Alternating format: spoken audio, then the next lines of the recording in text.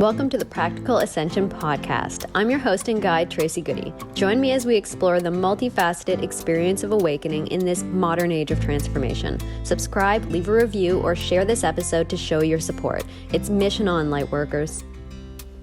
Practical Ascension Key number 6, transformation and expansion. So I'm recording this podcast from the beach today, so if there's a little bit of background noise, just enjoy it. It feels like a really expansive place to be recording this episode. So lately I've been exploring what has come to me as the 6 keys to practical ascension. So these are key areas that as you focus on them, they lead you naturally into deeper layers of who you are on a soul level and what you're here to express and experience. So as a quick recap, the other keys are key number 1, human ascension. So that's like your human needs. Key number 2, intuition, which is also insight and discernment. Keys number 3, 4, and 5 are related to the physical body, the mental, emotional body, and the energy body. So key number 6 is what I'm bringing to the forefront today. So looking at how transformation and expansion into what is possible helps to anchor our ascension. So the first thing that I want to pull into the picture with this key is the universal law of perpetual transmutation of energy.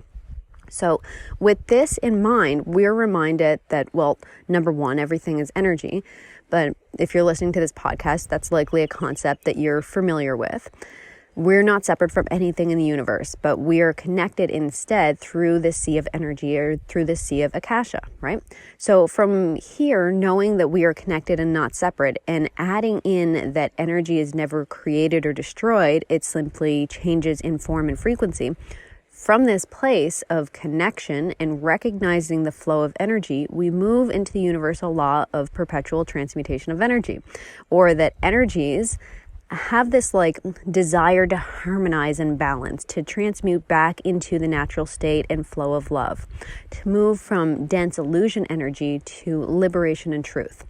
So with this in mind, we know that our tendency on a soul energetic level is to rise into what is possible and to transmute lower vibrating frequencies. So we have this potential to be these little energy transmuters and clarifiers to bring this state of harmony to ourselves and to the environment around us. So this is human potential. Many of us are already doing this. So when we look at Practical Ascension key number 6, we recognize that part of our ascension journey is to transform ourselves. Part of it, or the whole thing, but part of it. This could be through mental, physical, or energy bodies, but most often it's going to be a combination of the 3 of them in our unique kind of soul journey. So this is true, only for those who are called to the ascension path. So this is just kind of something else I wanted to add in here a little bit.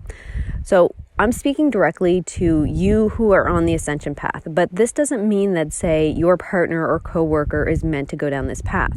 So I put this in because at times on this ascension and kind of growth path, we can let that ego come into play and feel like we need those around us to really get it, right? To get how great it feels to transform and let go of illusion and step into truth.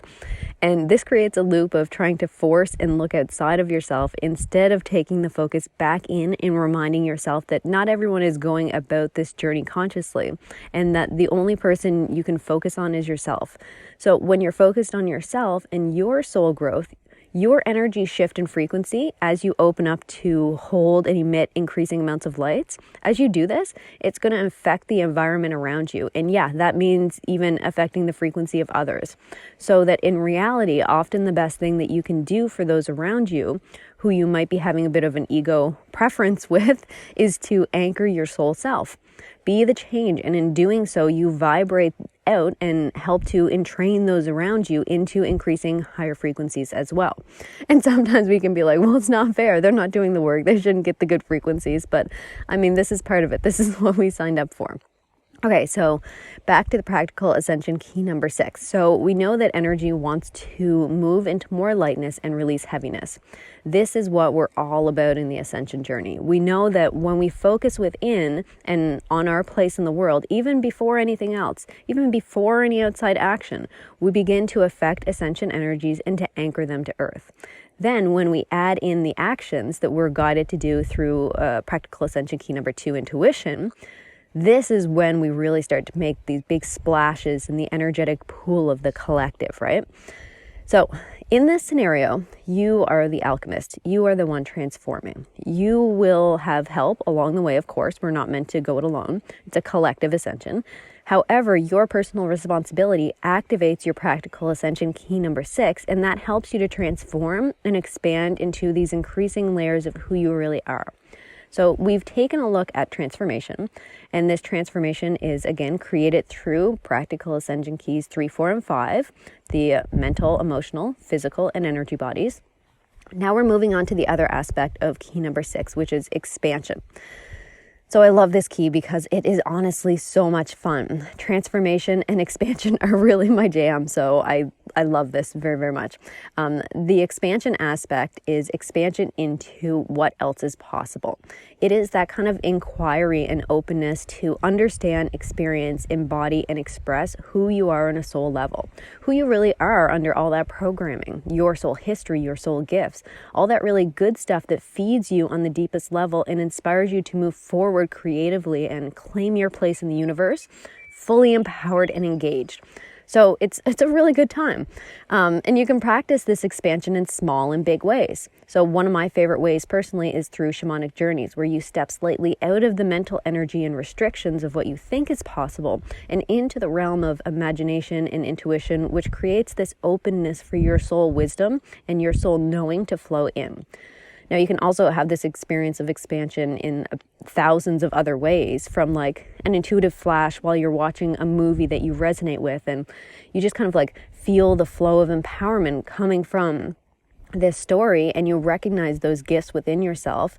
Or it could be, something like a month-long ayahuasca journey in the jungles of Peru. It's really is limitless what our soul and guides have laid out for us to explore. So just paying attention to what is expanding you, because that's leading you down the path.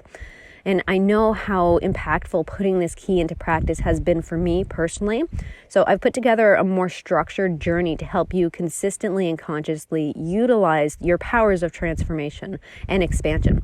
So I created this 28-day, very easy to follow and digest program, Journey into Ascension or Ascendant Consciousness. And if it feels like the next step for you and you feel a nudge, you can definitely check out and learn more in the link below. But this journey is not going to be for everybody. So I encourage you, as with any time that you are investing your own time in something, to tap in and see if it feels like expansion and flow to move forward, or if it feels like you are in a bit more force and I should do this. So ascension doesn't always feel amazing. I mean, we're clearing out some really quite dark human programming and habits. So sometimes you need to be courageous and dive in. But when you're moving forward on your ascension path through the energy of should, you might be making things harder than they need to be. So just check in with yourself. Does it feel like expansion, even if there's some ego fear in there? Or does it feel like a contraction and force? And if it feels like contraction and force, you want to kind of ask a little bit further, what's going on here for me? Okay, this is not the right person, not the right teacher, not the right book, not the right step. Fine, then what feels better for me? Kind of, again, it's that inquiry.